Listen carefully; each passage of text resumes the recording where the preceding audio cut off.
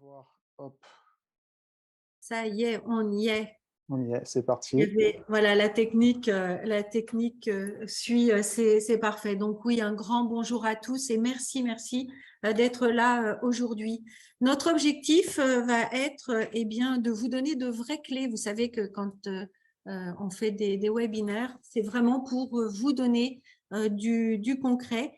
Donc j'ai le plaisir aujourd'hui d'être avec Eric et je te propose, Eric, peut-être que je te présente tout simplement.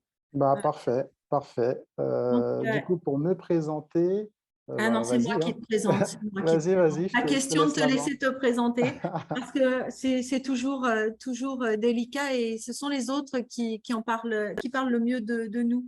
Eric, c'est un expert en marketing digital qui a une vraie expérience, 10 ans donc au service de la communication digitale dans de belles entreprises, des TPE, des PME, des cabinets de conseil, des associations. Tu couvres vraiment tous les métiers. Alors moi, j'ai une question. Tu as une formation Done for You, Done with You. C'est quoi Done for You, Done with You? En fait, la formation Done for You, c'est la prestation Done for You, pardon, c'est nous faisons, en fait, mon agence s'occupe de gérer tous les sujets du coup, d'acquisition client sur Google Ads pour vous. Et Done with You, c'est nous vous formons pour que vous ayez concrètement les compétences en interne une fois que nous avons fait le travail avec vous. Ok, merci des précisions. Et tu accompagnes les professionnels qui souhaitent développer leur chiffre d'affaires grâce à l'acquisition en ligne, ce qu'on appelle le Google Ads et qui est un petit peu la bête noire de nous qui ne sommes pas dedans. Il est vrai qu'on ne comprend pas toujours de quoi il s'agit, donc heureusement, tu es là pour nous aider. C'est ça, c'est ça, c'est ça. On en parlera de toute manière tout à l'heure Oui. de cette partie Google Ads. Mais avant ça, je vais vous présenter du coup Céline qui est experte en développement de clientèle et en développement de business depuis plusieurs années maintenant. Elle travaille et accompagne des professionnels dans l'optimisation commerciale et de leur performance, puisque ce sont des sujets qui sont importants pour eux lorsqu'ils sont sur des sujets de développement de croissance de leur activité. Et pour cela, elle a du coup écrit un livre opérationnel que vous pouvez voir juste à côté de son image, qui permet en fait concrètement de développer votre visibilité, votre notoriété, et tout cela dans le but d'obtenir des clients sur LinkedIn. Donc, elle a créé pour cela, il y a quelques années, maintenant 11 ans, une société qui s'appelle Active Think, qui permet du coup, qui lui a permis à la suite d'un parcours juridique d'avoir une certaine connaissance de ces sujets-là. Elle a eu des responsabilités au niveau commercial dans ces structures et aujourd'hui, c'est toute cette expérience qu'elle a accumulée, elle vous la partage à vous dans ce livre-là et dans ce webinaire. Et on peut dire peut-être une chose, Eric, c'est que toi comme moi, nous sommes de vrais passionnés par notre métier. Moi, C'est je ne ça. travaille pas, je m'amuse beaucoup avec mes clients. Alors, pendant cette heure, on va dérouler plusieurs cas pratiques. Moi, je vais en dérouler un pour comprendre comment obtenir de nouveaux clients en utilisant LinkedIn. Et toi, Eric, de ton côté, tu présenteras 3 cas clients après, donc qui ont été réalisés par ton agence et pour montrer comment obtenir de nouveaux clients avec Google Ads. C'est ça. Donc, restez jusqu'à la fin. Potentiellement, un de ces cas clients concerne votre activité à vous ou un client que nous avons accompagné dans votre secteur d'activité. Donc, ça peut être potentiellement très intéressant. Donc, restez jusqu'à la fin. Et puis à la fin, il y aura 2 cadeaux tirés au sort, surtout parmi les présents En et non pas plus, les inscrits. Donc, restez pour le cadeau, bien évidemment. Alors, c'est parti, on y va. Je vais commencer. c'est ça. Alors, un petit rappel juste avant, parce que pendant cette heure, je ne peux pas aborder toutes les différentes étapes qui sont nécessaires pour performer avec LinkedIn. J'ai un livre, effectivement, qui est paru le 22 mars dernier, qui est à la FNAC depuis hier. Donc, un vrai bonheur. Ça a été un parcours du combattant, mais ça y est, Il est dans 2 Fnac et ça devrait suivre. L'objectif dans ce livre, si vous voulez aller plus loin, vous avez 58 vidéos en QR code qui vous accompagnent pas à pas. Vous allez comprendre pourquoi développer, comment adapter votre profil, définir une stratégie, organiser votre performance, puis suivre les résultats. Les remontées que j'ai sont très bonnes, donc je vais passer sur toute une partie pour aller directement à l'essentiel, qui est partir d'un cas pratique, et j'ai choisi, moi, une avocate. Sophie est avocate, elle doit absolument trouver des clients. Je ne sais pas si vous vous reconnaissez dans Sophie, mais la course pour aller chercher des clients, eh bien, c'est souvent un peu ça. Il faut se transformer en Superman ou Wonder Woman. On ne sait pas toujours comment faire. Et LinkedIn est un moyen, en fait, de le faire facilement. Alors, les étapes. Les étapes, eh bien, c'est simple. Première étape, vous allez être amené à réfléchir. Réfléchir, si je suis à la place de Sophie, qui est Sophie? Sophie est avocate, oui, mais elle est avocate, c'est bien beau. Si j'ai un problème en droit de la famille ou en droit social, il faut quand même que j'en sache un petit peu plus. Mais ma Sophie, à moi, cette avocate, elle est spécialisée en droit social. Et donc, elle cherche des clients qui sont des employeurs, qui sont des salariés, qui peuvent être des organisations syndicales, peu importe, mais c'est sa cible et elle a décidé en fait de ne pas choisir le côté employeur ou le côté salarié. Alors, la question que Sophie doit se poser, c'est qu'est-ce que je veux vendre précisément? Alors souvent, quand je pose cette question, on me dit, bah, c'est simple, je suis avocat en droit social, je fais du conseil et du contentieux. Oui, mais il faut savoir en fait que pour vous, ça vous parle peut-être, mais pour le client final qui ne parle pas le même langage que vous, eh bien, ce n'est pas la même chose. En conséquence, il va vous falloir affiner. Donc, qu'est-ce que Sophie veut vendre vraiment? Eh bien, Sophie, elle va chercher effectivement à conseiller ou intervenir sur les contentieux, sur toute la partie recrutement, licenciement, en passant par le harcèlement, les contrats de travail, la rupture du contrat, les négociations, etc. Tout ça, il faut le lister. Pourquoi? Parce qu'après, c'est ce qui va vous amener à pouvoir avoir une vraie stratégie sur LinkedIn. Et puis surtout, en dehors de ça, des Sophie avocates en droit du travail, en droit social, il y en a beaucoup. Donc, il va falloir se poser la question, quel est le bénéfice pour le client? Qu'est-ce que j'apporte au client? Qu'est-ce que j'apporte à un salarié? Qu'est-ce que j'apporte à un employeur? Qu'est-ce que j'apporte à une organisation représentative quand j'interviens? Au niveau de l'entreprise, on pourrait dire que Sophie va sécuriser l'activité de l'entreprise. Les contentieux peuvent coûter cher. Faire des erreurs, ne pas bien être conseillé, ça peut coûter très, très cher à l'entreprise. Ensuite, si on descend d'un cran au niveau du DRH, c'est se dire qu'est-ce que Sophie va apporter au DRH? Le DRH, lui, c'est un petit peu le garant d'un certain nombre de choses. L'entreprise se repose sur lui. Donc, ce DRH, s'il a un bon bras droit, s'il a un bon avocat, eh bien, automatiquement, il va pouvoir valoriser aussi le fait qu'il apporte une certaine sécurité. C'est un garant pour l'entreprise, etc. Je le fais rapidement parce qu'on n'a pas le temps de rentrer plus dans le sujet. Et puis, surtout, quel sujet intéresse sa cible? Parce que sur LinkedIn, ben, il va falloir montrer que ce que vous publiez est pertinent et je vais y venir un petit peu après. Surtout, fixez-vous un objectif. Sans objectif, on n'avance pas.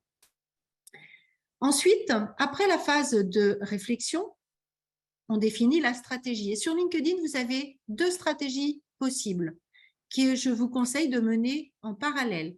La première, c'est s'installer dans le quotidien de votre réseau pour prendre la place que vous souhaitez, c'est-à-dire exister comme vous êtes et aller chercher, rayonner sur LinkedIn pour aller chercher les clients que vous souhaitez. Donc ça, j'appelle ça s'installer dans le quotidien de son réseau. Et puis, la deuxième chose, c'est développer des relations en créant du lien pour identifier vos opportunités business.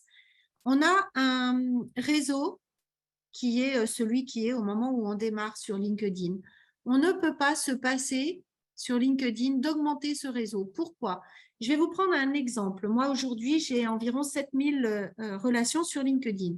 Quand Eric publie quelque chose, cette publication, l'algorithme de LinkedIn décide de la montrer à un panel de son réseau. Si je pose un like ou un commentaire, qu'est-ce qui se passe? LinkedIn se dit « Ah, tiens, le post intéresse déjà quelqu'un. » Donc, je le remonte sur le mur d'Eric et je vais le montrer à un panel un peu plus large. Et puis, je vais le monter sur le mur de Céline pour le montrer à une partie de son réseau. Et donc, imaginez, en fonction du nombre de likes et de commentaires, comment un post peut véhiculer une image d'une manière beaucoup plus large. C'est extrêmement puissant et ça marche dans le contexte de captation de clientèle. Alors, pour ça, vous allez me dire, il y a des actions à mettre en place et ces actions, eh bien, elles sont simples. Moi, ce que je vous conseille, c'est 2 posts par semaine et il y a matière à rédiger des posts très facilement quand on sait faire. 6 invitations par jour, c'est trop facile, 6 invitations par jour. Prendre le temps de répondre ensuite aux posts et aux invitations. Il faut savoir que LinkedIn a besoin que les gens passent du temps sur vos posts. C'est important et surtout a besoin qu'il se passe des choses. Donc, si vous avez des commentaires, il faut y répondre de suite. Et puis, vous allez suivre vos résultats, bien évidemment. Alors, l'objectif et les étapes, donc c'est simple, élargir son cercle de relations pour activer des opportunités et on va s'installer dans le quotidien du réseau. Et c'est parti. On va retrouver Sophie, bien évidemment. Sophie doit, donc, il y a 2 solutions. La première, elle doit envoyer des messages et des invitations adaptées. Et la deuxième, mais pas n'importe comment, on est d'accord, hein, je reçois trop de messages qui n'ont pas de sens ou qui m'agressent commercialement parlant. L'objectif, c'est de le faire tout en respectant votre personnalité, votre métier et ce que vous souhaitez mettre en place. Et puis, Sophie doit absolument rédiger des posts efficaces. Alors, solution 1, on va cultiver les relations. Il y a 2 moyens de cultiver les relations. Il y a ce qu'on appelle l'hameçonnage et il y a ce qu'on appelle le démarchage. J'aime pas parler de démarchage. Moi, je prends contact avec des personnes. Les 2 se ressemblent beaucoup. On va lancer une recherche, on va regarder le profil et puis pour l'hameçonnage, on va ressortir. Pourquoi? Parce que sans envoyer d'invitation, vous savez, sur LinkedIn, on peut aller voir qui a vu notre profil. Eh bien, la curiosité fait que on va voir que, en tant que professionnel, vous êtes venu en visite et vous allez voir, vous allez recevoir un certain nombre d'invitations spontanées. Et quand vous recevez une invitation spontanée, vous n'êtes pas en démarchage, vous êtes en position de force. Vous allez pouvoir dire « Merci de cette invitation. Qu'est-ce qui vous amène à prendre contact et comment est-ce que je peux faire quelque chose pour vous ?» Vous allez voir, les réponses sont surprenantes. Deuxième cas de figure, donc on prend contact, on recherche, on regarde le profil, on envoie l'invitation.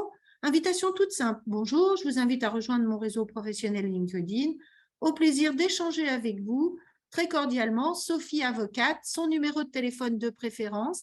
Pourquoi? Parce que potentiellement, Sophie prend contact avec des personnes avec lesquelles elle peut travailler.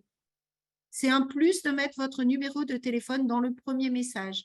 Les autres messages finiront toujours par une question. Vous n'aurez plus la possibilité de mettre vos coordonnées. Donc, allez-y, faites-le, mettez vos coordonnées pour qu'on vous contacte et en tout cas pour qu'on ait vos coordonnées dans le premier message.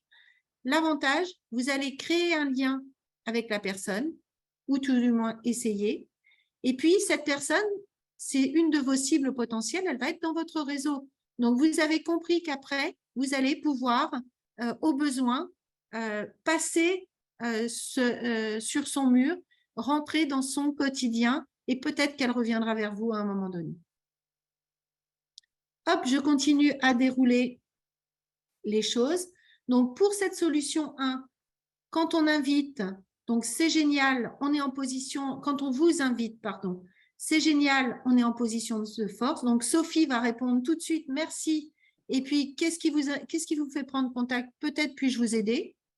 Vous finissez ensuite toujours par une question. Quand vous échangez sur LinkedIn, on n'est plus du tout, il faut se sortir de ces habitudes d'envoi par email. C'est du spontané. Vous posez une question et des fois, on répond à votre question, même pas le jour même. sans vous dire bonjour. Il faut s'habituer à ça. Ça devient naturel et le cerveau, quand vous finissez par une question, a envie de vous répondre. Si vous mettez très cordialement gros bisous, comme je dis toujours, avec votre nom, votre prénom, votre téléphone, eh bien, le cerveau, il n'est plus sur la question et vous avez clôturé tout ça. La deuxième chose, vous envoyez donc votre invitation. Je ne la répète pas, je vous invite à rejoindre mon réseau, etc., avec votre nom, votre prénom. Mais souvent, quand l'invitation elle est acceptée, il n'y a pas de réponse. Et c'est là que vous avez une carte à jouer. C'est là que vous allez pouvoir dire bonjour, merci d'avoir rejoint mon réseau professionnel, et puis on va trouver une idée. Et donc, moi, par rapport à Sophie, je vous ai mis, si Eric veut bien appuyer sur le bouton, allez, hop, on y va, merci. Je vous ai proposé 2 exemples, mais ces exemples, je les ai faits sans connaître ma Sophie avocate, sans échanger davantage avec elle, sans qu'elle me dise mais aujourd'hui, il y a tel sujet qui peut être intéressant pour ma cible, ou j'ai envie de faire passer tel message. L'objectif, c'est on ne démarche pas. Vous ne parlez pas de vente, vous ne proposez pas vos services, vous commencez par créer du lien. Et vous allez voir qu'en créant du lien, les choses vont se faire tout simplement. Donc là, je vous propose 2 exemples. Sur le deuxième, j'espère que vous allez bien en cette période où certains de nos repères sont un peu bousculés. De notre côté, l'activité est très intense et à la fois surprenante car nous travaillons beaucoup plus sur l'accompagnement des ressources humaines que sur les contentieux avec les salariés. C'est une évolution sensible ces derniers mois et nous nous en réjouissons. Et de votre côté, voyez-vous des changements dans votre activité ou votre façon de travailler depuis quelques mois? Vous trouvez quelque chose qui vous corresponde avec vos mots, qui soit spontané. Donc, l'objectif, c'est de trouver plusieurs scénarios. Généralement, quand je travaille avec quelqu'un, on a 3 ou 4 scénarios de façon à pouvoir les adapter, à rentrer en contact avec la personne. Et c'est là où, derrière, des choses vont se passer. Vous allez commencer à avoir des opportunités. Et donc, une fois que vous renforcez votre réseau, eh bien, Sophie, notre Sophie avocate, elle a aussi besoin d'ancrer sa présence en ligne. Ancrer sa présence en ligne, c'est construire votre image. Vous avez votre profil qui doit être rassurant, qui doit vous donner envie de vous contacter. Et puis, tout ce que vous allez publier, ça va vous construire. On va ressentir qui vous êtes au travers de tout ça. Et donc, la solution 2, c'est ancrer sa présence en ligne. Donc, pour ça, Sophie doit vraiment savoir ce qui intéresse ses clients. Donc, ça va sur énormément de points. On va se déconnecter un petit peu du métier d'avocat. On va aller plus loin. Qu'est-ce qui intéresse mes clients dans leur métier, dans leur secteur d'activité? Quelles informations juridiques peuvent être importantes? Concernant mes services, je suis Sophie, avocate. Quand est-ce que je peux en parler d'une certaine manière, sans faire de la publicité, sans me vendre? Comment je peux parler de mon quotidien? Je déménage, par exemple. Il y a plein d'idées qui vont pouvoir venir. Ou alors, parler aussi de ces centres d'intérêt, de ces valeurs. C'est extrêmement important. C'est ce qui nous construit et cela va vous donner des idées, sans doute, si vous travaillez un petit peu dessus.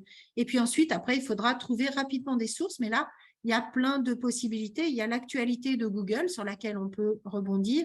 Il y a des banques d'images comme pixabay.com qu'on va pouvoir utiliser ou autres.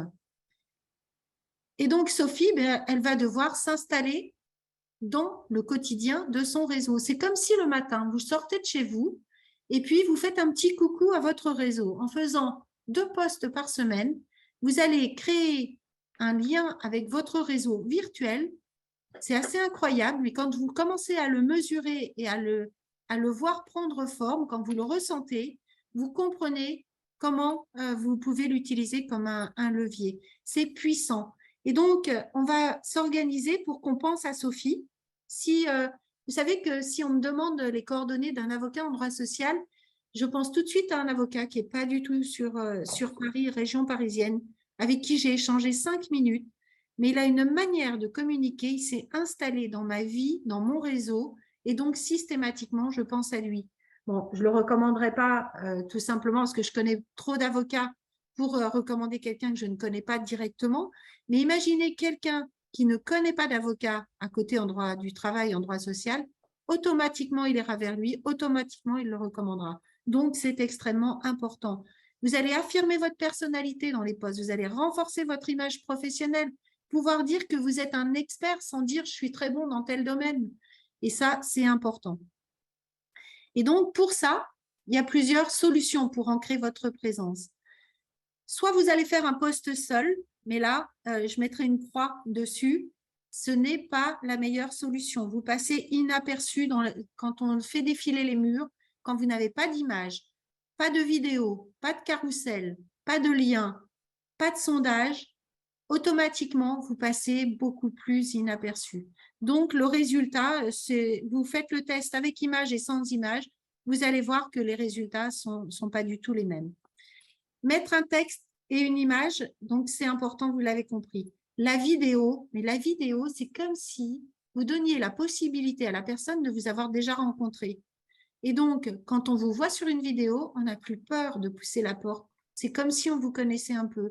Et je vous assure qu'il y a des fois des gens qui prennent contact avec moi, ils ont l'impression de me connaître alors que je ne les ai jamais rencontrés, jamais vus. Donc, c'est important. Aujourd'hui, en ligne, on peut se construire une image comme on l'a construit dans la vraie vie. On peut le faire aussi avec un carrousel. Alors, les carousels, utilisez-les plus, plus, plus. Un carrousel, c'est un PDF, par exemple, que vous allez mettre sur quelques pages. Et donc, LinkedIn va vous donner plusieurs pages à défiler. Ça vous permet de passer ça permet à vos lecteurs de passer plus de temps sur votre post.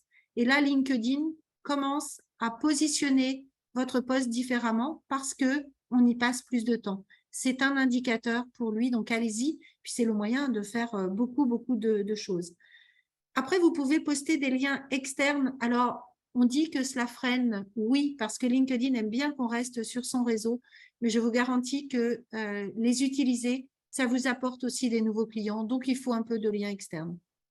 Vous allez pouvoir créer des sondages, et c'est l'exemple que je vais prendre concrètement avec Sophie pour vous expliquer pourquoi, ou alors créer une annonce, un événement comme on l'a fait aujourd'hui avec Eric, ou promouvoir un e-book. Il y a énormément d'idées et de possibilités de faire un post en quelques minutes, 2 fois par semaine, pour justement être en ligne, être visible, et ça, c'est important. Et donc, quelques conseils pour rédiger un post efficace. Posez-vous la question, pourquoi est-ce que vous écrivez? Pour qui? Quel est l'intérêt pour ceux qui vous lisent?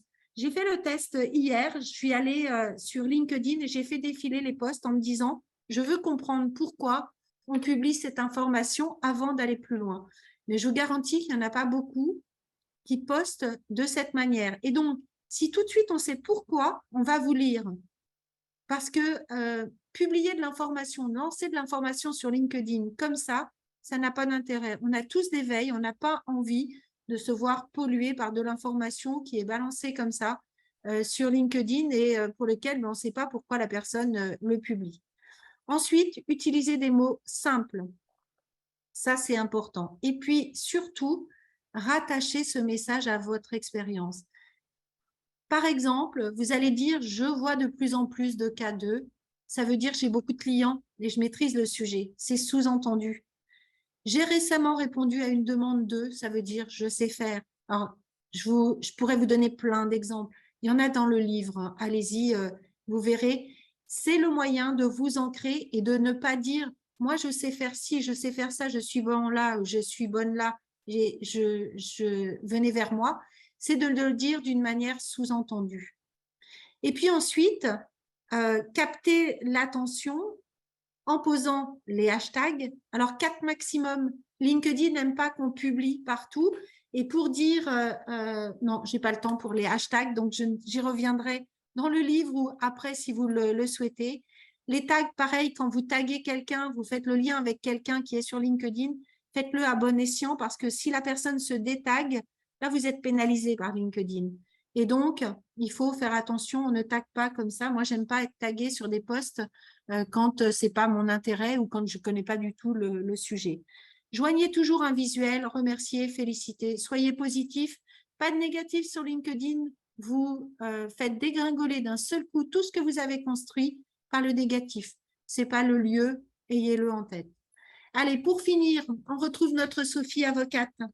Moi, j'ai proposé un sondage, donc vous allez dans créer un post et puis vous cliquez sur le petit onglet en bas qui est créer un sondage. Et puis derrière, donc ce sondage, eh bien, il faut le rédiger. Donc vous avez une première ligne. Là, je me suis posé la question, j'ai regardé un petit peu l'actualité, parce que je ne suis pas avocate en droit social, loin de là. Et donc, je me suis dit, tiens, il y a un sujet qui pourrait être intéressant pour que je récupère des clients, en tout cas pour que je puisse avoir des opportunités d'échanger avec des clients potentiels. Je vais partir de comment un employeur doit-il procéder pour instaurer la neutralité religieuse dans son entreprise. Ça peut être un sujet pour les avocats et pour les entreprises d'ailleurs, enfin pour les entreprises et donc pour les avocats. Et donc, j'ai évalué 4 réponses. Je n'ai que 30 caractères, ça c'est un peu compliqué. Donc, la première réponse, c'est par l'affichage d'une note de service. La deuxième réponse, par la modification du règlement intérieur. La troisième réponse, il n'a pas le droit de le faire. Quatrième réponse, par un avertissement. Bien évidemment, les gens vont répondre et vous allez voir qu'il y a des DRH qui vont répondre automatiquement parce qu'ils vont se sentir concernés. Et donc, en fonction des réponses, il n'y en a qu'une de bonne, c'est la modification du règlement intérieur. Eh bien, si Sophie, derrière, voit qu'il y a X DRH qui ont répondu par l'affichage d'une note de service, elle va pouvoir, à la fin du sondage, envoyer le résultat du sondage, remercier et dire à la personne, je vous propose qu'on échange 15 minutes par téléphone parce que si vous faites, si vous instaurez la neutralité religieuse par un affichage de notes de service, là, vous risquez par la suite un contentieux, etc. Et donc, en discutant derrière avec les personnes, vous avez des opportunités de nouveaux clients ou d'obtenir un dossier derrière. Le sondage, je l'envoie toujours avec un petit message qui ramène à mon activité. Donc, il y a des sujets qui reviennent en entreprise pour éviter les contentieux qui coûtent cher et il est important de les apporter en amont. L'histoire se répète. Aussi, je vous suggère un sondage sur le sujet qui préoccupe mon client de ce matin. Donc, vous dites que vous savez faire aussi comment un employeur doit-il gérer, etc. Et la réponse vous sera donnée à la fin du sondage. Voilà, finalement, c'est simple, c'est vraiment super simple. Il suffit d'avoir une stratégie, il suffit d'être bien formé, de préparer ses outils pour derrière mettre la machine en marche. Et pour moi, c'est 10-15 minutes tous les jours, pas plus, pour avoir des nouveaux clients. Et je dis toujours, pendant que vous faites autre chose, eh bien, c'est simple, LinkedIn doit travailler pour vous, c'est important. Il y a un autre moyen de renforcer encore plus votre performance, vous l'avez compris. Eric, je crois que c'est à toi. Exactement, exactement. Et ce moyen-là, je pense que vous connaissez tous ce jeune homme qui s'appelle, je ne vais pas vous faire l'insulte de dire son nom, qui donc Facebook, le groupe Meta avec Instagram, WhatsApp, etc. Donc, qui font de la publicité ciblée et qui ont été dans le viseur il y a quelques temps maintenant du Sénat américain parce qu'ils avaient des sujets de sécurité privée qui étaient assez touchy, on va dire. Et nous ne faisons pas de publicité sur Facebook et sur Instagram. L'expertise de notre agence à nous, c'est principalement Google Ads. Et pourquoi nous avons choisi du coup de travailler principalement sur Google Ads, c'est parce que tout simplement, les personnes qui vont sur Google, qui vont sur le moteur de recherche Google, sont en général des intentionnistes. Ce sont des personnes qui recherchent un avocat, qui recherchent un logement, qui recherchent un produit, qui recherchent un service. Donc, ils sont divisés entre les intentionnistes et les informationnistes. Il y a ceux qui cherchent une information, donc qui ne sont pas forcément sur Google pour consommer, mais pour avoir une information. Il y a les intentionnistes. Nous, notre travail à nous, c'est de faire en sorte que vous, qui avez un produit, qui avez un service, qui avez une offre, que votre offre, votre service, votre produit soit mis exactement devant les personnes qui vous intéressent. Donc, ces intentionnistes-là qui ont potentiellement une probabilité de conversion beaucoup plus rapide. Donc, avoir des leads qualifiés, c'est notre travail. Et concrètement, aujourd'hui, il faut le savoir, vos concurrents à vous utilisent déjà en fait la publicité en ligne sur Google. Je le sais parce que c'est assez simple aujourd'hui pour savoir qui fait de la publicité ou qui n'en fait pas. Vous pouvez faire l'exercice là même, là en direct, en fonction de votre activité. Là, j'ai tapé sur Google acheter appartement Paris 17e.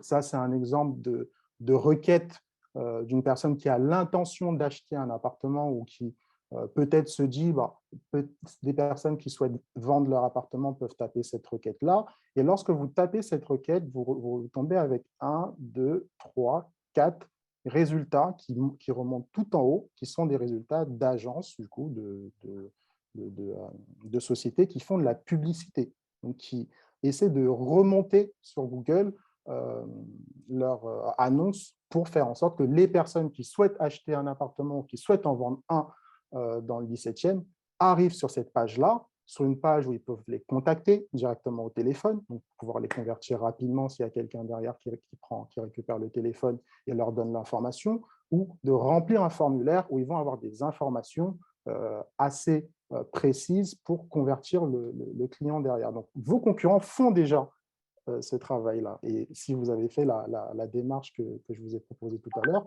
vous allez voir principalement tous ceux qui font de la publicité dans votre secteur, localement.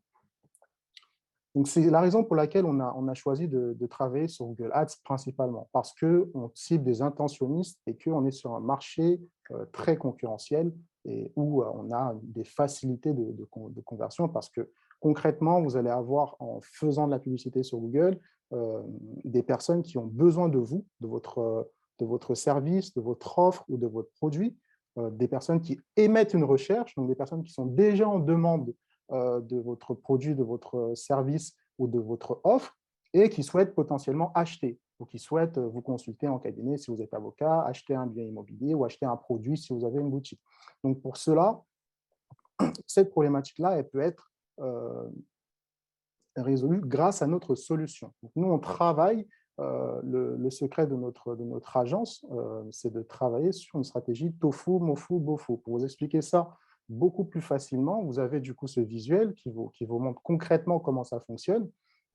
Le tofu, c'est top of the funnel, donc c'est tout au-dessus du tunnel de conversion, où là, on prend votre produit, on prend votre service ou on prend votre offre, pardon, et on la met devant les personnes qui sont censées être intéressées par ce produit-là. Donc, on est sur la première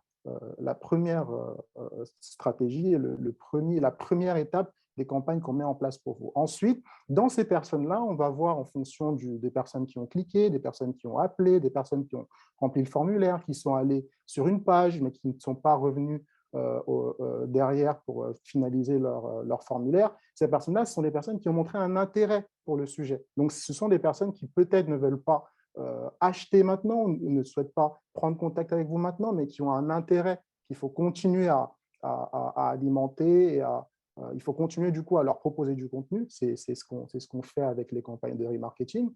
Et derrière, on est dans la stratégie MoFu, on est sur la génération des premiers prospects. Donc, les personnes qui vont remplir le formulaire jusqu'au bout, les personnes qui vont prendre rendez-vous, qui vont payer en ligne ou qui vont payer via une plateforme qu'on aura installée pour vous sur votre site internet ou via les landing pages qu'on mettra en place. Et dans la stratégie BOFU, bottom of the funnel, là, on est concrètement sur de la croissance, sur les résultats des campagnes qu'on a mis en avant au préalable. Donc, c'est comme ça que ça fonctionne. C'est la solution qu'on propose à nos clients en travaillant en amont avec eux. Et du coup, ce travail en amont, il est sur 3 phases. Il est sur un audit du client pour savoir concrètement qu'est-ce qu'il met en place pour faire de l'acquisition en ligne.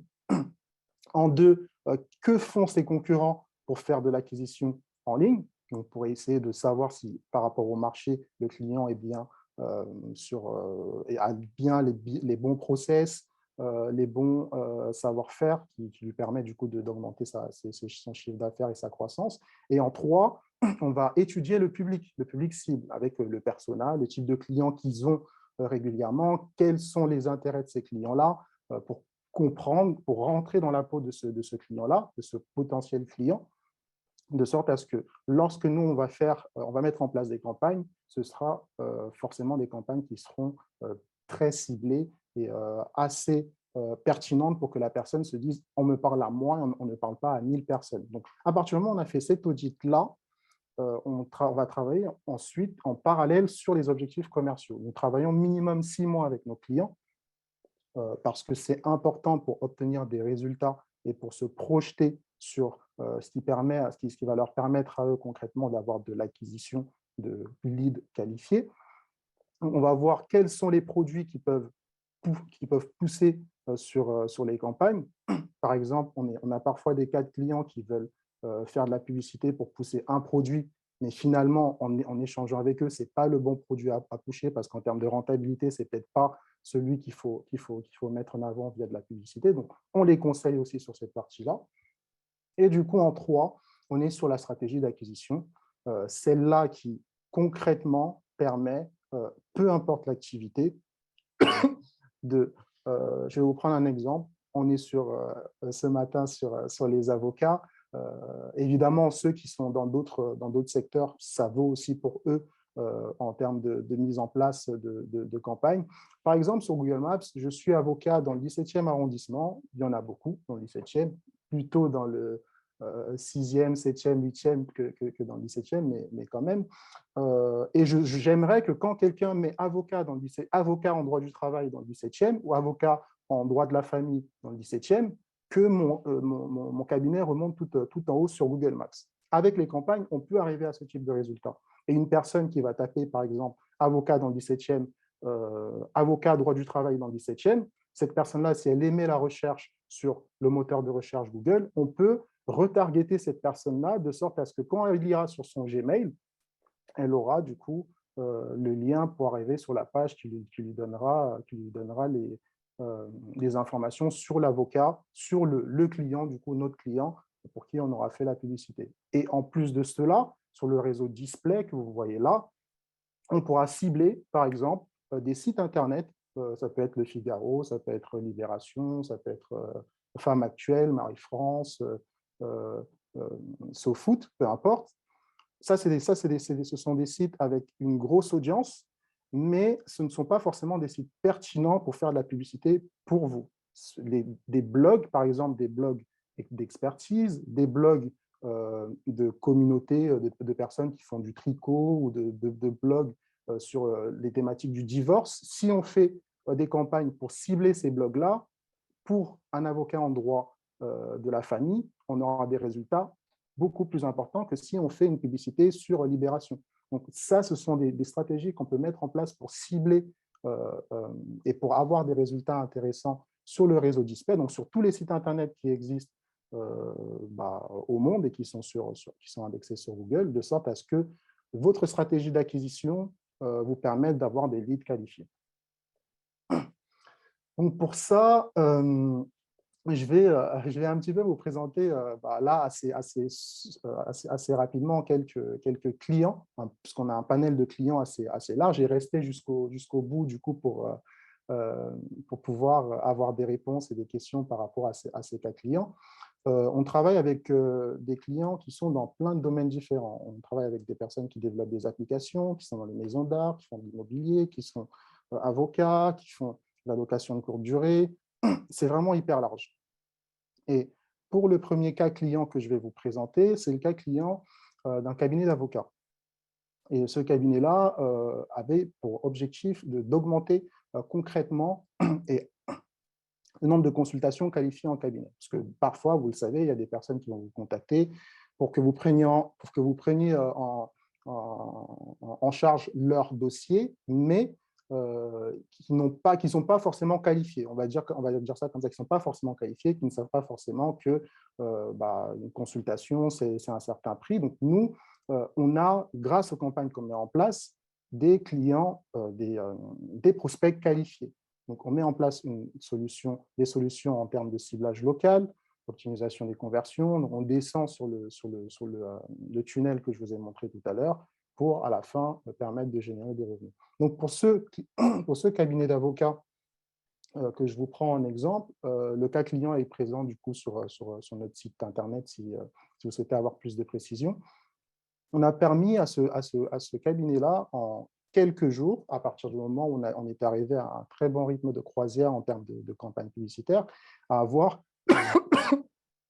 une soixantaine de demandes de contacts qualifiés et 20 demandes de rendez-vous qui ont permis derrière de conclure des contrats, sachant que c'était des personnes à chaque fois qui avaient une demande très spécifique au domaine du cabinet et qui savaient qu'il y avait du coup un prix en ce qui concerne la consultation en cabinet. Donc ça, c'était assez efficace. Et du coup, on avait des appels téléphoniques directement au cabinet pour des personnes qui souhaitaient avoir des informations. Ça compte dans les conversions en question et du remplissage de formulaires avec, du coup, les informations concernant le sujet sur lequel la personne souhaitait être accompagnée et le cabinet avait, du coup, ces informations-là directement dans leur boîte. Eric, il nous reste 10 minutes. OK. Du coup, ensuite, on a un client qui fait de la location de suites privées. Pour lui, pareil, l'objectif, c'est de remplir le nombre de réservations, concrètement. Et avec ce qu'on a mis en place derrière, donc solution, optimisation, conversion, génération de revenus, je vais vous montrer ce que ça a donné. On a commencé avec ce client-là début 2022 et il a généré 23 000 € de chiffre d'affaires grâce aux campagnes qu'on a mis en place depuis le début de l'année. Et là, il souhaite faire l'acquisition de d'autres biens et mettre en place des campagnes publicitaires pour cibler et avoir plus de résultats grâce aux campagnes Google que gère l'agence. Donc ça, c'est encore l'exemple d'une campagne réussie avec un de nos clients, 2 campagnes réussies avec nos clients. Là, on a une agence immobilière qui a pour objectif d'avoir beaucoup plus de mandats exclusifs de vente, donc d'avoir des biens qui vont pouvoir proposer à leurs clients qui recherchent des appartements ou des maisons localement. Et pour cela, pareil, nous, on déroule exactement comme je vous l'ai montré tout à l'heure. On est sur l'audit au départ. Ensuite, à partir de l'audit, on établit les objectifs commerciaux. On met en place tout ce qu'il faut. Eux, ils ont les leads. Et les leads en question, vous pouvez les voir de cette manière-là. Vous avez du coup les nouvelles demandes d'estimation, nouvelles demandes d'estimation qui tombent. Ce sont des personnes qui ont des biens, qui souhaitent les faire estimer et qui, derrière, pour l'agence qui a un taux de conversion à partir du moment où les demandes sont faites de 80%, donc on est sur des résultats assez hauts, assez élevés, ce qui nous permet à nous de savoir qu'à partir du moment où on a des personnes qualifiées qui arrivent et qui remplissent des formulaires, derrière, l'équipe commerciale fait le travail de conversion. Et là, pareil, vous avez du coup l'historique. On a un suivi. C'est vraiment un travail de statisticien. Et ça vous permet à vous d'avoir des informations sur les personnes qui appellent, les personnes qui remplissent les formulaires, les personnes qui cliquent, les personnes qui sont intéressées. Et chaque fin de mois, vous avez du coup toutes ces informations et vous avez de toute manière des clients grâce aux campagnes qu'on met en place. Donc, dans quelques temps, si vous travaillez du coup avec notre agence, vous aurez plus d'appels qualifiés pour votre business. Donc, des personnes qui sont des intentionnistes et qui cherchent concrètement à avoir votre offre, votre produit ou votre service. Et vous aurez plus de leads qui seront issus de toutes les campagnes de remarketing, de toutes les personnes qui viennent sur votre site internet et qui repartent et qui n'ont pas soit rempli le formulaire, soit appelé. Donc, on va les retargeter. Les personnes qui vont sur les sites internet où potentiellement vous pouvez avoir des clients, qui sont sur YouTube, qui sont sur Gmail. Donc, toutes ces personnes-là, vous allez pouvoir les qualifier et en faire des clients si vous travaillez avec nous.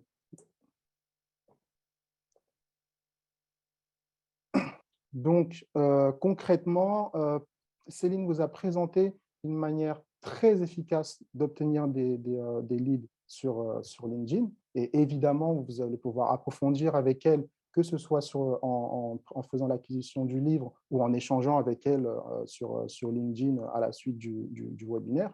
Et avec moi, Du coup, si vous faites le choix de travailler avec nous deux sur ces deux solutions, on pourra vous permettre d'avoir un réel boost en termes de performance de votre activité. Bon, alors ça, on n'en doute pas un seul instant. Merci beaucoup, Eric. C'était très intéressant et c'est vrai qu'on sous-estime la publicité et tes exemples nous montrent bien combien c'est important. Vous avez sans doute des questions, on va y répondre dans quelques instants. Et si vous avez des questions, je vous propose d'ailleurs de les inscrire dans le chat. Dans quelques minutes, on y répond. Juste avant, et bien sûr, on va procéder au tirage au sort du cadeau.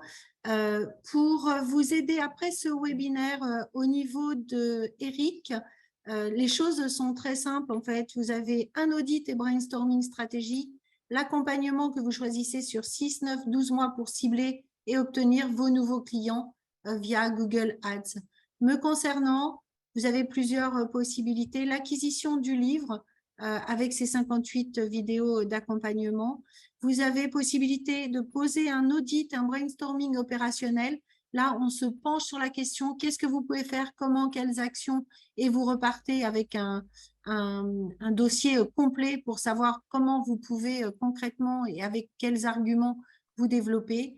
Vous pouvez être accompagné au niveau commercial, que ce soit sur LinkedIn ou d'une manière plus générale.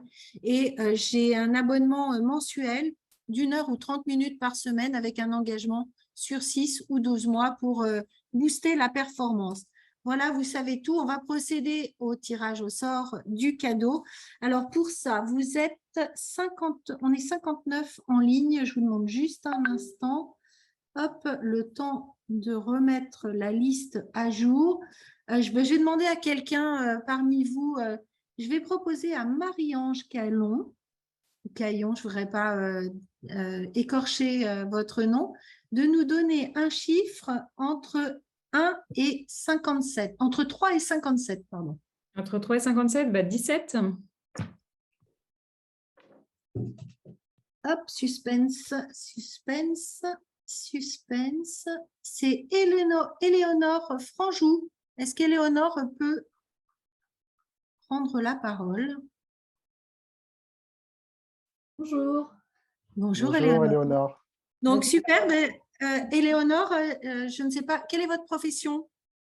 Je travaille dans le domaine de la PLV. Dans le domaine de la PLV. Alors, vous allez avoir le cadeau d'Eric. Et Eric, quel est ton cadeau? Parce qu'on aurait pu l'annoncer aussi avant.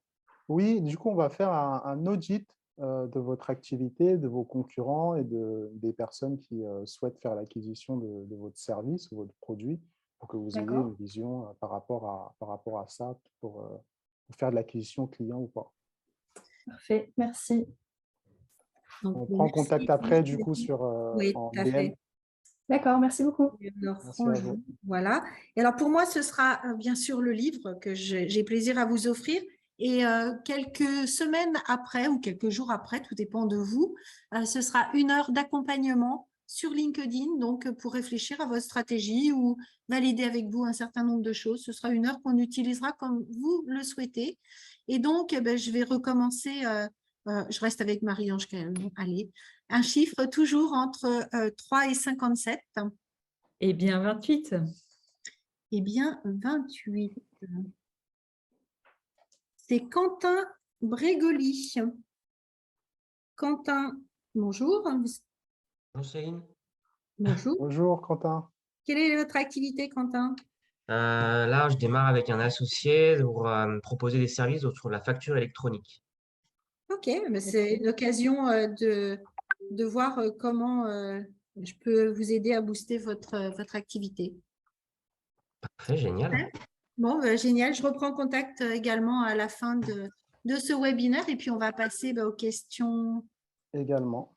maintenant. Hop là. Hop, alors. Soyez pas timide, du coup. Alors, attends, je regarde déjà les questions, s'il y en a qui ont été inscrites dans le chat. Oui. Loïc nous dit, comment mesurer son action sur LinkedIn sur son profil personnel? Est-ce possible? Oui, Loïc, c'est possible. En fait, vous avez des indicateurs à suivre qui sont simples. Déjà, le nombre de vues de profil est un indicateur. plus vous allez être attractif, plus vous allez avoir des personnes qui vont venir voir votre profil. Mais pas seulement, quand vous postez quelque chose, il y a un suivi à mettre en place et moi, je le propose pendant au moins 5 semaines pour voir un petit peu ce qui marche, comment ça se passe quand vous faites des actions sur LinkedIn. Vous avez aussi l'indice SSI. Je ne sais pas si vous connaissez tous l'indice SSI. Si vous ne connaissez pas votre indice SSI, SSI signifie Social Selling LinkedIn. Vous allez sur mon site activesync.fr. Je vous mets l'adresse dans le chat.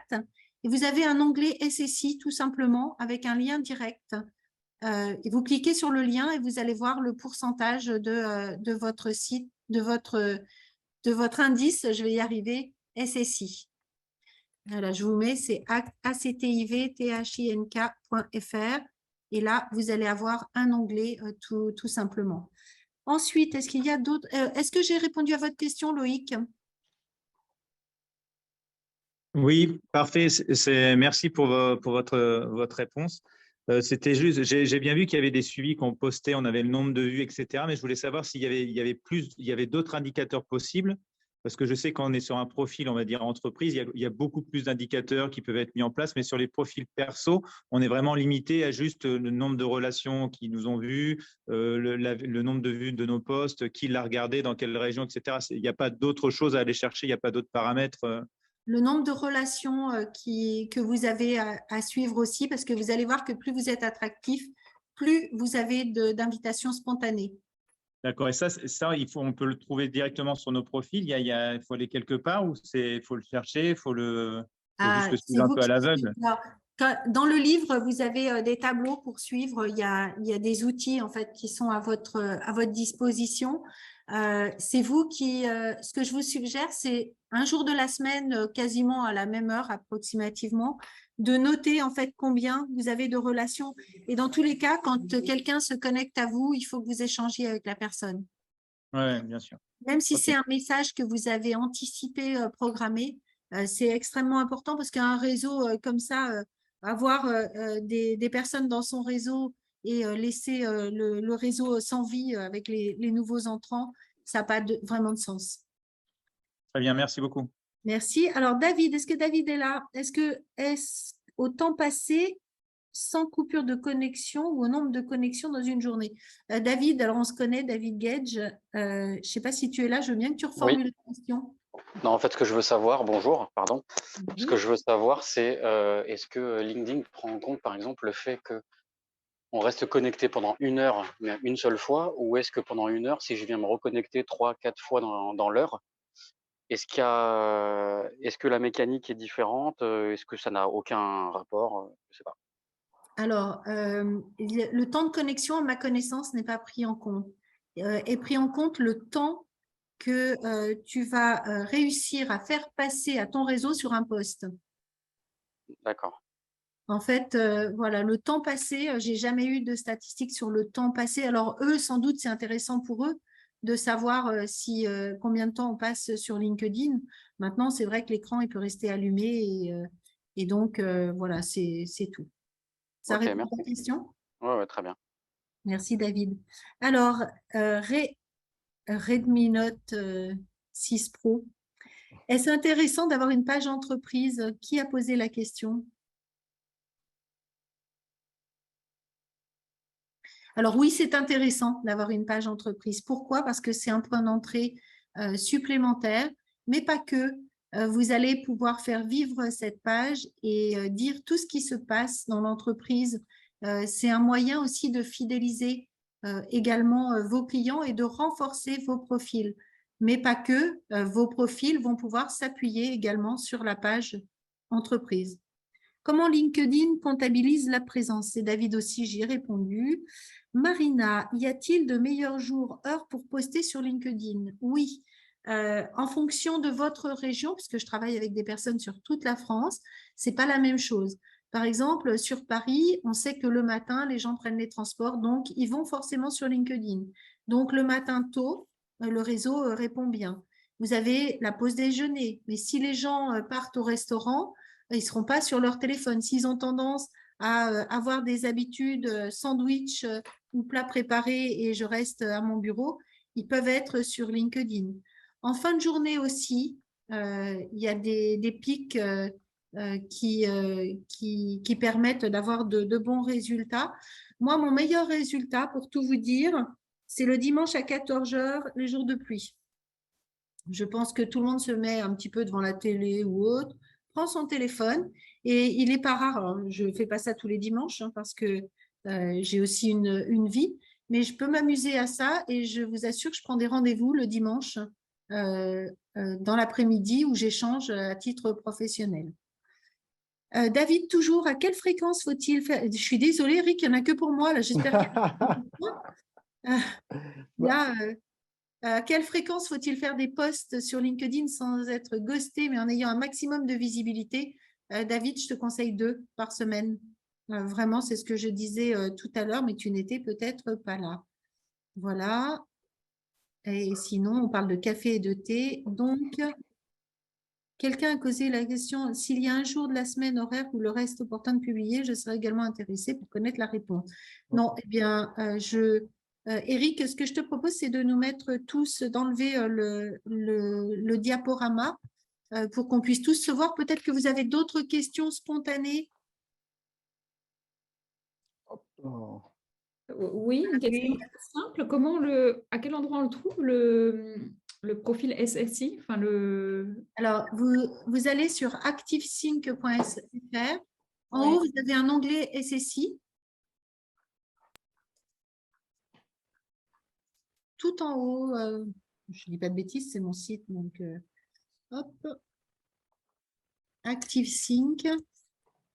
Et c'est très intéressant cet indice parce que c'est la note que vous donne LinkedIn. Vous avez indice SSI LinkedIn, c'est le 3e onglet en haut. Et après, vous cliquez sur ouvrir pour voir votre indice SSI. Un bon indice SSI, il est entre 75% et 100%, je n'ai jamais vu. Il y en a qui écarquillent les yeux. Il y en a qui ont besoin de moi, peut-être. Ça, en haut. 3e onglet, dans la barre horizontale, là où il y a accueil. Le menu tout en haut. Vous êtes bien sur activesync.fr? Ben, j'étais sur LinkedIn, sur mon profil LinkedIn, tout simplement. Ah non, ce n'est pas sur LinkedIn, en fait, du tout. Il n'y a pas de lien sur LinkedIn. Allez sur activesync.fr. C'est pour ça que je l'ai mis en anglais, parce qu'il est très dur à trouver, ce lien. Et comme j'en avais assez à chaque fois d'envoyer un lien qui faisait des kilomètres de long, je l'ai simplifié. Ouais. J'y suis allé là tout de suite. C'est vrai que ça donne des bons indicateurs. Les 2 premiers indicateurs, ça représente quoi, les 2 premiers indicateurs qu'on a? Parce que je suis à 56 sur 100 là. Moi. Classement SSI du secteur, il faut être à 1% dans les meilleurs du secteur. Si vous êtes à 56, ça veut dire que vos concurrents, en tout cas les personnes qui sont inscrites dans le même secteur sur LinkedIn, ont de meilleures notes de LinkedIn. Là, sur le premier, j'ai top 9% sur classement SSI secteur et top 24% classement SSI réseau. Et ensuite, j'ai mes 56 sur 100. Donc, je vois pas trop.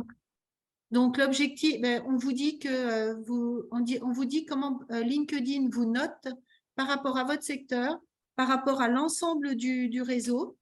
Et donc, le Social Selling Index actuel, qui est aux alentours généralement de 30-50% quand vous utilisez peu LinkedIn, doit monter à 75. Et sur la partie droite, vous avez la correspondance. Vous avez construire votre image professionnelle. Ouais, je vois ça, ouais, c'est clair. C'était les 2 premiers indicateurs que j'avais. Donc, j'ai 9% par rapport au classement SSI secteur. Donc, c'est pas par rapport au secteur, c'est pas, j'arrive pas trop à le dire si c'est bien ou pas bien. Par rapport à votre concurrence, il faut être il faut avoir 1%. Il faut être dans le meilleur pourcentage du classement. D'accord, c'est le pourcentage qui est top 9%, d'accord. Et donc, 9%, c'est déjà bien. Vous allez pouvoir le remonter. C'est une excellente chose. Au fur et à mesure où vous allez mettre des choses en place, vous allez voir votre note va bouger. LinkedIn le réactualise régulièrement. D'accord. Je viens de faire le test, là, c'est assez intéressant. Je t'ai appris quelque chose, Eric, j'en suis ravie. Je vais lire mon livre. Ouais, c'est Il y a sûr. plein de choses comme ça, il y a plein de petites choses qui nous permettent de rayonner sur LinkedIn. Et c'est une telle puissance que c'est dommage de s'en priver, puisque pendant qu'on fait autre chose, LinkedIn travaille pour nous. Et c'est une source sans cesse de nouveaux clients ou de création de notoriété. Quentin, vous disiez que vous êtes en train de lancer quelque chose. Avec LinkedIn, vous pouvez créer votre notoriété très, très vite, comme si vous étiez une société qui a plusieurs années. Donc ça, vous ne pouvez pas passer à côté. Mais ça tombe bien, on va pouvoir en parler. Entendu, ouais. Céline, Oui. bonjour et merci à tous les deux. Est-ce que vous conseillez aussi de faire des articles? Parce que là, vous êtes très orienté post. Du coup, quelle est la différence d'impact d'un article par rapport à un post? L'article va être référencé sur Google, en plus de l'action que vous pouvez avoir sur LinkedIn. Je ne suis pas passée sur la rédaction d'articles parce qu'auparavant, LinkedIn le mettait très en avant. Aujourd'hui, on en parle de moins en moins. Je ne sais pas, très honnêtement, comment l'algorithme vous met en avant par rapport à un article. Tout ce que je sais, c'est qu'il faut cliquer sur l'article pour aller le lire, pour que derrière, l'algorithme le prenne en compte, et il faut un nombre de vues très important. Donc, en fait, ce n'est pas la meilleure façon pour moi, ça peut changer aujourd'hui, de faire les choses. Mais ça vous donne une belle image, ça donne un bel article, parce qu'il faut avouer qu'on peut mettre un titre qui ressort bien, des images, des liens, faire vraiment un article comme dans la presse, on peut les voir dans la presse, et surtout Google peut venir dessus. Ok. Et puis, il faut se sentir bien de rédiger un article aussi. De le structurer, etc., ce n'est pas donné à tout le monde. Donc là, c'est un autre travail très intéressant aussi. Merci d'ailleurs d'avoir posé la question. Okay. Est-ce que vous avez d'autres questions? On n'en a pas encore. Non, mais on peut les faire par oral directement, n'hésitez pas. C'est plus convivial. On fait le webinaire sur Zoom justement pour pouvoir être en contact avec vous, parce que les outils de webinaire, normalement, c'est vous nous parlez par chat et on vous répond et on se demande si vous êtes vraiment là. Là, vous avez possibilité de poser des questions, donc n'hésitez vraiment pas.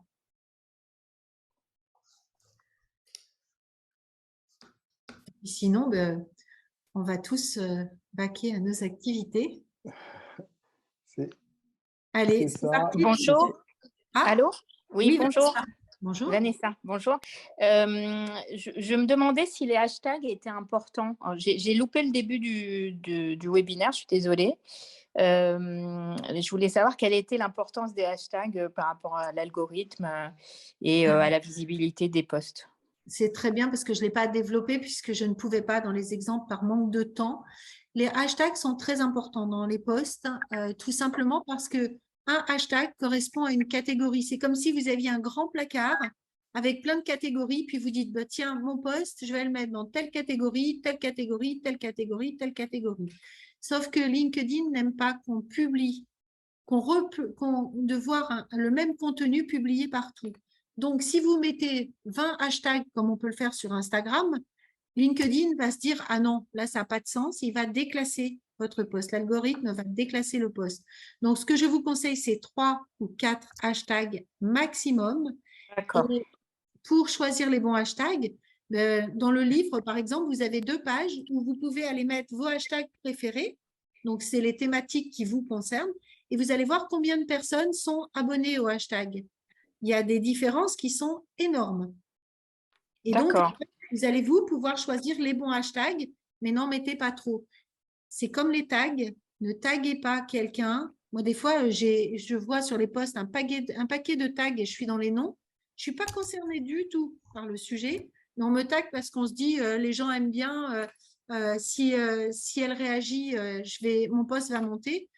Je n'ai qu'une envie et je ne le fais pas parce que ça pénalise les gens. Je n'ai qu'une envie, c'est de me détaguer. Si quelqu'un se détague parce que ça commence à être exaspérant, eh bien LinkedIn, là pour le coup, considère votre profil différemment. Vous perturbez, vous gênez en fait des personnes du réseau. Donc, on déclasse en fait les posts qui suivent votre visibilité. Ok. Et donc, effectivement, sur Instagram, par exemple, c'est différent. On peut en mettre beaucoup plus, c'est pas gênant, ça. Il faut en mettre beaucoup plus. Mais là, on est dans une autre stratégie Instagram. Une autre stratégie. Et juste une question, vous disiez dans mon livre, je vais sûrement retrouver sur la page de l'événement, mais le nom du livre, on peut trouver quels sont les comment dire, les hashtags qui correspondent le plus à nos sujets, c'est ça? Je n'ai pas bien compris en fait. Dans le livre, vous avez tout pour comprendre pourquoi vous développez, comment vous développez, faire de la réflexion stratégique jusqu'à la mise en place d'actions et au suivi en fait de vos actions. J'ai créé ce livre parce que j'ai eu une mission avec une très grande entreprise qui derrière m'a laissé entendre qu'il y avait 17 000 personnes à former potentiellement. Et donc, je me suis dit, c'est pas pour moi, je ne peux pas. Et puis, je veux pas. En plus, 17 000, c'est pas la peine, c'est trop. Et donc, j'ai posé ma méthode dans ce livre et j'ai créé des vidéos en QR code. Donc, il y a un QR code sur chacune des parties. Comme ça, vous n'êtes pas obligé de faire tout d'un seul coup. Et vous avez une vidéo qui vous accompagne. Et donc, l'objectif, c'est que les commerciaux de cette entreprise puissent s'approprier le livre et derrière, dérouler sans avoir quelqu'un à leur côté. Et puis, venir par 1 heure ou 2 heures par mois, répondre à toutes les questions, accompagner au cas par cas sur des sujets. Voilà. Et donc, là, plusieurs entreprises en ont fait l'acquisition. Les résultats sont bons. J'ai des avocats aussi, d'ailleurs, qui en ont fait l'acquisition et m'ont fait des retours extrêmement positifs. Mais après, j'ai d'autres métiers, je ne vais pas les lister. Ça veut dire que derrière, en vous appropriant le livre et en utilisant les vidéos en QR code, vous pouvez avoir un accompagnement efficace sur LinkedIn. Ok, merci beaucoup. Et la bonne nouvelle, le livre est à la FNAC Étoile et FNAC Saint-Lazare depuis hier, donc vous pouvez aller le feuilleter. Alors, moi, je ne suis pas à Paris, mais c'est gentil. Je vais regarder sur Internet. Vous êtes où? À Toulouse. À Toulouse, je n'ai pas encore la FNAC Toulouse. Ça va venir. Ok. Ok, bon, ben, merci beaucoup. Merci à vous pour ces questions. Est-ce que vous avez d'autres questions? Bon, c'est toujours... Oui, j'en aurais une. Bonjour, Christine. Voilà, je viens de me lancer dans l'entrepreneuriat. Et je voulais savoir, donc, quand on avait déjà sa page personnelle sur laquelle on publiait déjà pas mal de choses professionnelles, et donc on y rattache sa page pro, est-ce que sur quoi est-ce qu'il est quel est le meilleur support, la page pro, la page perso, enfin, est-ce que ça apparaît sur l'une et l'autre? Enfin voilà, c'est encore un peu nébuleux pour moi. Ce sont deux stratégies différentes. La stratégie de la page professionnelle concerne l'entreprise et la stratégie de la page personnelle concerne vous et le développement de l'entreprise. On ne travaille pas avec des entreprises, on travaille avec des hommes qui sont dans des entreprises. Donc, pour aller chercher des clients, pour construire votre notoriété, vous allez le faire sur votre page personnelle. Et si vous publiez depuis longtemps, posez-vous la question, est-ce que vos posts apportent quelque chose? Est-ce qu'on vous contacte directement?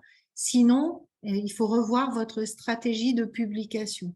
À côté de ça, vous avez la page de l'entreprise qui, elle, est extrêmement importante parce qu'il faut qu'on comprenne que l'entreprise est sérieuse, que l'entreprise grandit, que l'entreprise est dynamique et que l'entreprise, derrière elle, il y a des personnes et des produits, des services, des choses qui se passent, qui peuvent être ensuite republiées sur les pages personnelles.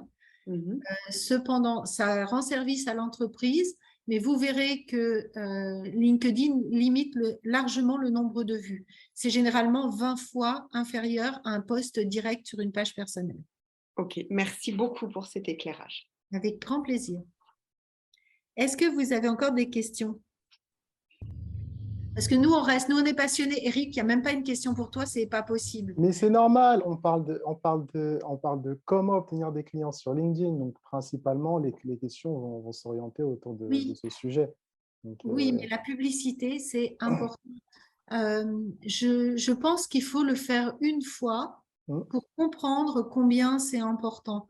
Et si je le dis, c'est vraiment parce que au départ, pour moi, c'était un peu glauque. Je me suis penchée sur le sujet et sincèrement, en rencontrant Eric, en avançant avec lui, ça m'a ouvert des portes. Donc, posez-vous au moins la question parce qu'en fait, vos concurrents le font. Et si vos concurrents le font, c'est parce qu'il y a un intérêt. Alors, la publicité nécessite un investissement qui n'est pas le même que sur LinkedIn, mais vraiment, c'est un vrai plus et ça ne se fait pas tout seul. On ne peut pas le faire tout seul. Ce n'est pas possible. On n'y comprend absolument rien. Enfin, moi, je n'y comprends absolument rien. C'est ça. Et d'ailleurs, que ce soit pour vous ou que ce soit pour des personnes dans votre entourage qui développent des activités où ils ont un besoin en croissance, qui ont besoin de développer d'autres canaux d'acquisition de clients, vous pouvez très fort. Vous pourrez du coup potentiellement les diriger vers notre agence pour qu'on puisse les accompagner déjà en voyant au niveau de l'audit qu'est-ce qui est possible d'être fait. Sinon, on essaiera de trouver autre chose en termes de solutions d'acquisition. Donc, c'est assez ouvert. Oui, tout à fait. C'est une vraie solution. Et on en reparlera parce que je suis invitée à un événement début décembre lié aux avocats et aux outils qui permettent aux avocats de gagner plus de clients. Ce serait peut-être bien que tu m'accompagnes. OK. Est-ce que vous avez d'autres questions? J'aurais une autre question aussi. Je pense pour vous, Céline. Oui. Je suis avocat et je démarre sur LinkedIn. J'essaie de développer et d'écrire plusieurs posts sur LinkedIn. Et tout à l'heure, une question vous a été posée sur la différence d'impact entre les posts et les articles. Et alors là, j'aurais une question par rapport au carrousel dont j'avais, je dois dire, jamais entendu parler avant votre intervention. Donc, je suis allée un peu regarder déjà pour voir comment les faire. Bon, je vais découvrir par moi-même. Mais alors, la différence d'impact entre un post et cette publication par carrousel, qui serait apparemment un document qu'on joindrait à un post, est-ce que c'est vraiment plus impactant, entre guillemets, qu'un simple post? Alors déjà, un carrousel, c'est un document PDF qui est mis en page d'une certaine manière pour que ce soit agréable. Ne faites pas un fichier Word avec du texte, parce que là, vous allez fatiguer vos lecteurs. Mais vous pouvez le faire sur Word, vous pouvez le faire sur n'importe quel support. Donc ça, c'est la bonne nouvelle. Il faut juste faire plusieurs pages et pas plus de 6 pages. Après, les gens vont pas… Enfin, c'est recommandé. Vous pouvez avoir plus de 6 pages, mais généralement, les gens s'arrêtent avant. Un post, c'est une publication sur LinkedIn qui est avec un texte, ou avec un texte et image, ou avec un texte et vidéo, ou avec un texte et carrousel, on appelle ça post. Donc, le carrousel est un moyen, on va dire, de mettre en valeur ce que vous voulez exprimer dans un post. OK. C'est très efficace pour les avocats. Donc, ça appuie le petit texte qu'on va mettre dans un post. On peut mettre un texte dans un post appuyé par ce document PDF conjoint. Tout à fait. Vous allez vous appuyer dans le post sur le PDF pour faire passer un message. D'accord. Et le ramener vers votre activité, dire pourquoi vous le publiez. Vous pouvez très bien dire en tant qu'avocat, je travaille encore sur un dossier sans donner de nom de client, bien évidemment, vous donnez le sujet, ça ramène vers vous sur le fait que vous savez, vous maîtrisez la matière, vous connaissez le sujet, et puis le sujet peut parler aux personnes qui naviguent sur Internet. Et mais donc, le document PDF va rentrer dans le détail de ce qu'on met dans le post. Enfin, je ne vois pas trop ce qui va… en fait, on détaille et on développe, on approfondit dans le document PDF. Ce serait ça. C'est comme faire un article. Ça peut être des images, ça peut être des images avec du texte, ça peut être quelque chose une newsletter, mais mise en page. Ça peut être plein de choses, mais c'est en plusieurs pages, ce qui fait que sur LinkedIn, on appelle ça un carrousel parce qu'on défile des pages.